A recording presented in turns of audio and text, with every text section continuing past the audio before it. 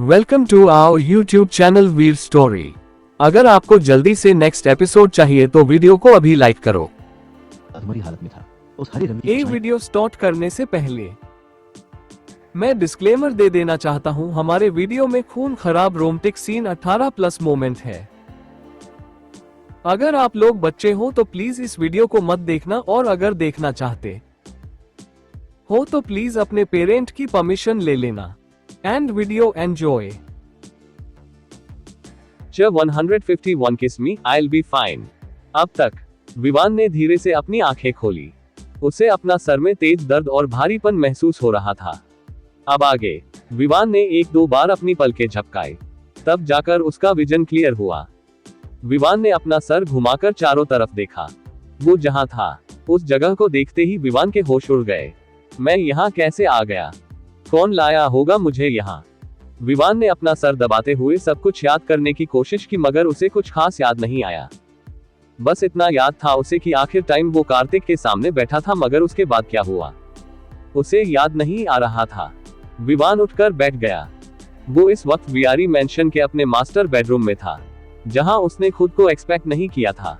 विवान लंबे समय तक बेड पर बैठा सभी चीजों के बारे में सोचता रहा। बड़ी मुश्किल से वो आज रॉकवेव सिटी गया था। जाते वक्त विवान ने सोचा था आज वो अपने पेरेंट के बारे में सब कुछ पता कर लेगा और आर्या को भी अपने साथ वापस ले आएगा, मगर आर्या को वापस लाना तो दूर, उसे अपने एक भी सवाल का जवाब नहीं मिला था। उल्टा उसे फिर से शून्य पर लाकर खड़ा कर दिया था, जहां उसे किसी के बारे में कुछ नहीं पता था। 5 मिनट बाद विवान ने अपना फोन ऑन किया और कॉल करके बटलर को अपने बेडरूम में बुलाया। रॉकवेव सिटी में फोन ले जाना किसी भी आउटसाइडर को अलाउड नहीं था। हालांकि विवान जल्दीबाजी में था, इसीलिए उसने इस रूल पर ज्यादा ध्यान नहीं था। वहां जाने के बाद विवान को लगा था उससे उसका फोन ले लिया जाएगा, मगर ऐसा कुछ नहीं हुआ था। बस एक विंग वॉरियर ने उसे अपना फोन ऑफ करने के लिए कहा था। बटलर उसे देखते ही हैरानी से बोला, बॉस आप वापस कब आए?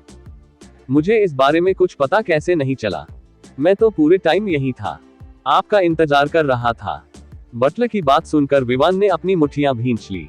यही सवाल तो उसके दिमाग में भी घूम रहा था। विवान ने बेड से उठते हुए कहा, मॉनिटरिंग रूम में जाकर सबको इन्फॉर्म कर दो। मैं फ्रेश होकर वहां आ रहा हूं और मेरे लिए एक अच्छी चाय भी तैयार करवाना। Okay boss. बटलर कमरे से बाहर चला गया। विवान भी बाथरूम में आकर फ्रेश हुआ। आज उसे बहुत अजीब और हेल्पलेस महसूस हो रहा था। उसके साथ आज इतना कुछ कर दिया गया था, मगर उसे किसी बात की खबर तक नहीं थी। विवान कमरे से बाहर आया, जहां बटलर हाथ में दूध वाली चाय की ट्रे लिए खड़ा था। विवान को दूध वाली चाय काफी पसंद था। विवान ने चाय का कप उठाया। उसका एक हाथ पैंट के पॉकेट में था। दिमाग में अनगिनत बातें चल रही थी, मगर उसके भावहीन चेहरे को देखकर कोई उसके मन की बात नहीं जान सकता था। वो शांत और अलूफ नजर आ रहा था, जो पूरी दुनिया को एक नजर में ही खुद से दूर रहने पर मजबूर कर दे। विवान धीरे धीरे मॉनिटरिंग रूम की तरफ जाने लगा, जहां पूरे मेंशन का सीसीटीवी कंट्रोल किया जाता था। बटलर ने विवान की जाती हुई पीठ को कुछ पल तक देखा, फिर वो साइड में जाकर किसी को कुछ मैसेज करने लगा। थोड़ी देर बाद विवान मॉनिटरिंग रूम में था। उसने मेंशन के हर कोने की सीसीटीवी फुटेज चेक कर लिया था, मगर उसे कहीं वो फुटेज नजर नहीं आया जिसमें उसे उसके कमरे में लाया गया था। यहाँ तक कि किसी फुटेज के साथ कोई छेड़खानी भी नहीं की गई थी। ऐसा लग रहा था मानो कोई रॉकवेव सिटी से सीधा उसके कमरे में टेलीपोर्ट हुआ हो और उसे वहां छोड़कर वापस गायब हो गया हो। विवान धीरे धीरे चाय का सिप लेते हुए घोड़े की गति से अपना दिमाग दौड़ा रहा, मगर एट दी एंड उसे कुछ समझ नहीं आ रहा था। अचानक विवान का फोन तेजी से रिंग होने लगा, जिसने उसका ध्यान अपनी तरफ आकृष्ट कर लिया। विवान ने कॉलर आईडी देखा और एक पल के लिए वो फ्रीज हो गया। वर्तिका उसे कॉल कर रही थी और ना जाने कब से वो उसे कॉल कर रही थी। विवान ने जल्दी से कॉल रिसीव किया। वो वर्तिका को सब कुछ एक्सप्लेन करना चाहता था, मगर वर्तिका ने उसे कुछ बोलने का मौका ही नहीं दिया। वर्तिका ऑलमोस्ट बुलेट ट्रेन की स्पीड से बोली, sorry, I am really sorry Vivaan, मैंने जानबूझकर तुम्हें ब्लॉक नहीं किया था। वो तो मुझे कुछ पता नहीं था, इसीलिए मैंने गुस्से में आकर तुम्हें ब्लॉक कर दिया। मेरा तुम्हें हर्ट करने का कोई इरादा नहीं था। प्लीज मुझे गलत मत समझा। मैंने जो भी किया अनजाने में किया। तुम मेरी बात समझ रहे हो ना? मैं विवान ने वर्तिका की बात काटते हुए प्यार से कहा, बेबी शांत हो जाओ, सब ठीक है। तुम्हें इतना सब एक्सप्लेन करने की जरूरत नहीं है। मैं सब जानता हूँ और इन सब में मेरी गलती है।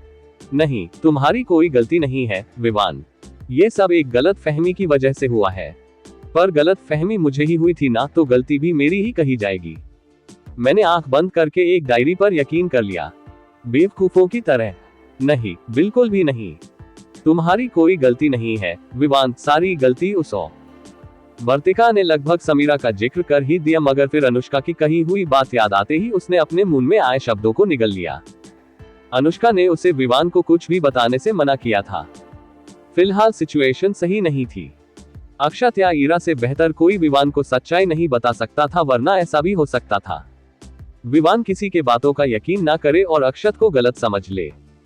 विवान ने मॉनिटरिंग रूम में मौजूद गार्ड्स को देखा, जो अपनी मौजूदगी छिपाने की पूरी कोशिश कर रहे थे। फ्लो में विवान ने ध्यान ही नहीं दिया। वो अपने सबॉर्डिनेट्स के सामने आर्या से बात कर रहा है। विवान ने मॉनिटरिंग रूम से बाहर आते हुए कहा, आर्या क्या कह रही थी? बीच में चुप क्यों हो गई? अपनी बात पूरी करो। वर्तिका ने जवाब में बात बदलते हुए कहा, वो मैं कह रही थी कि मैं तुम्हें डाइवोर्स नहीं दूंगी। अभी क्या मैं मरने के बाद भी तुम्हें डाइवोर्स नहीं दूंगी? मेरे मरने के बाद भी तुम्हें मेरी विधवा बनकर जीना होगा, मेरे क्लेम के साथ।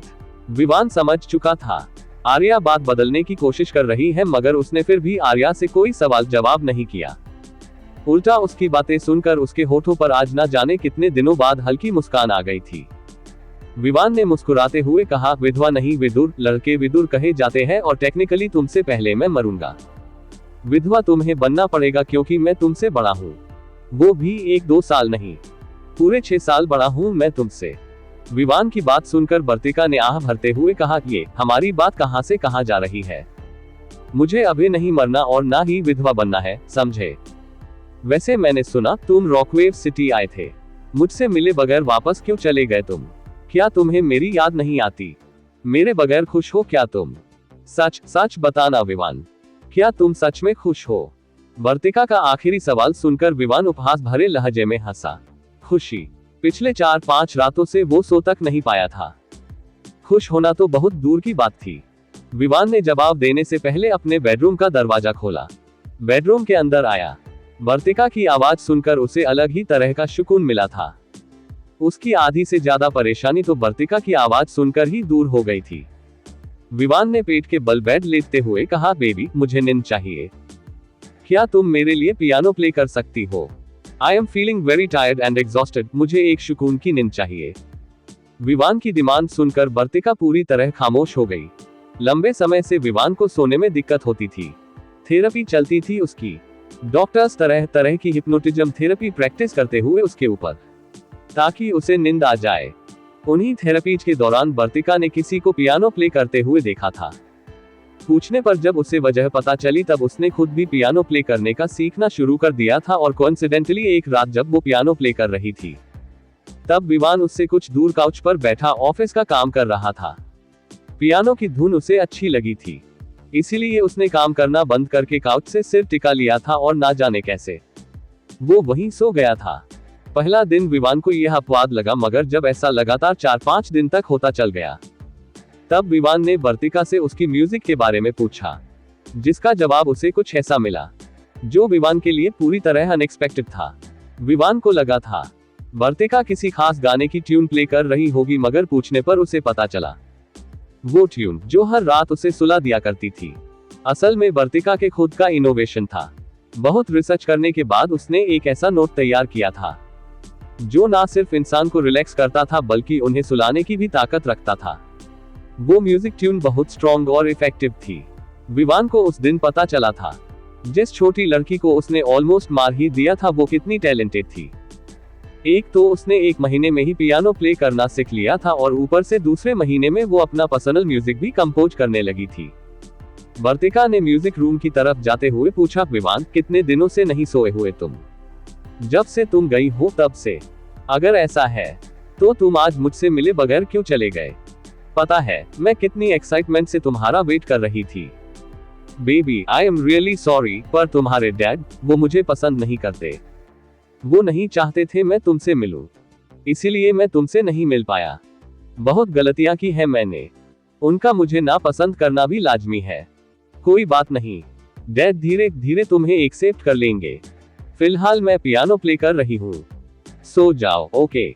अच्छी नींद लेने के बाद मेरे डैड को इम्प्रेस करने के तरीके सोचना। विवान ने कोई जवाब नहीं दिया। उसने खामोशी के साथ फोन स्पीकर पर डाल बेड पर रख दिया। वर्तिका अब तक म्यूजिक रूम में आ चुकी थी, जो कि बहुत ही बड़ा और आलीशान था। वर्तिका पियानो के सामने बैठ गई। उसने अपनी पतली सुंदर उंगलियां खींच पर रखी। उसके दोनों पैर परफेक्टली पेडल्स पर थे। धीरे धीरे पियानो से एक मंत्र मुक्त कर देने वाली धुन निकलने लगी, जिसे सुनते हुए विवान ने अपनी आंखें बंद कर ली। ये धुन उसके लिए मेडिसिन जैसा था। रॉकवेव सिटी। बेला चेयरमैन केबिन के अंदर आई। कार्तिक चेयर से सिर टिकाए बैठा हुआ था। उसकी आंखें बंद थी और वो कॉल पर किसी से बात कर रहा था। उसे देखकर कोई नहीं कह सकता था उसे कुछ हुआ भी होगा। दरवाजा खुलने की आवाज सुनकर भी कार्तिक ने अपनी आंखें नहीं खोली। उसे पता था अंदर कौन आया है। बेला के अलावा और किसी में हिम्मत ही नहीं थी बगैर परमिशन उसके केबिन में आने की। बेला सीधा कार्तिक के पास नहीं गई, वो पहले डस्टबिन के पास गई, जो कि सेंसर से खुद ब खुद खुल गया। बेला ने डस्टबिन में मौजूद चीजों को गौर से देखा। डस्टबिन में कुछ खाली इंजेक्शन और टिश्यू पेपर पड़े हुए थे, जिस पर ब्लड स्टेन लगा हुआ था।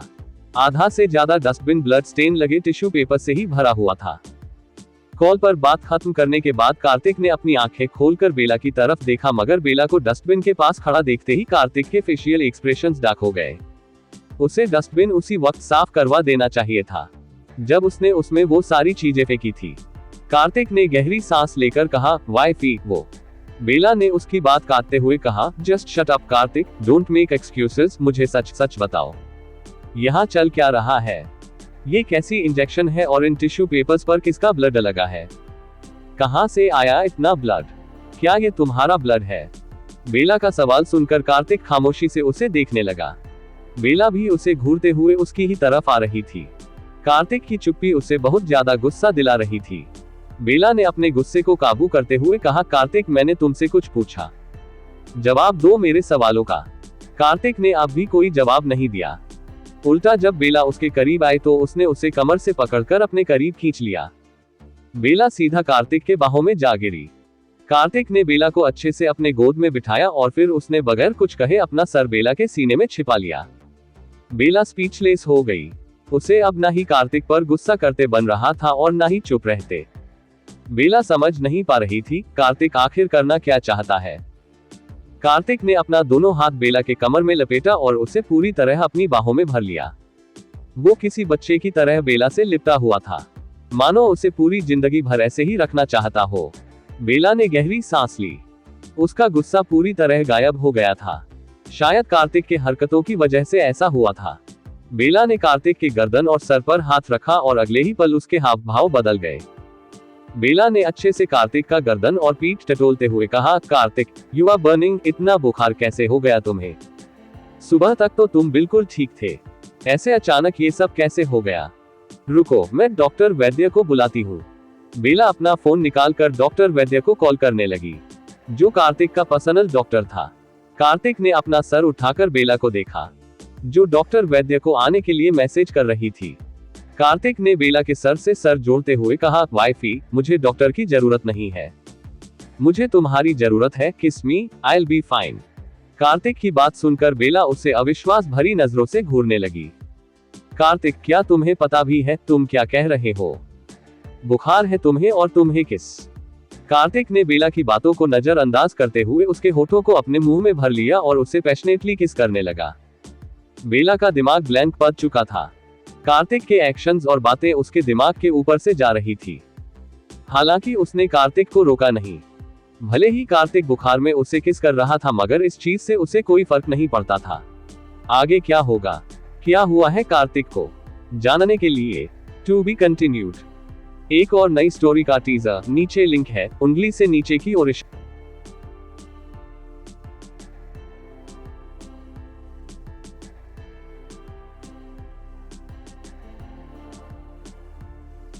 च 152 हील मी।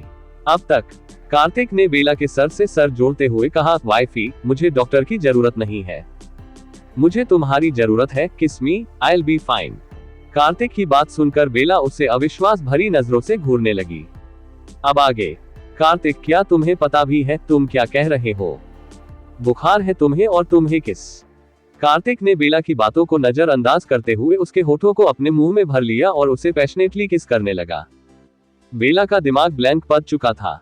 कार्तिक के एक्शंस और बातें उसके दिमाग के ऊपर से जा रही थी। हालांकि उसने कार्तिक को रोका नहीं। भले ही कार्तिक बुखार में उसे किस कर रहा था, मगर इस चीज से उसे कोई फर्क नहीं पड़ता था।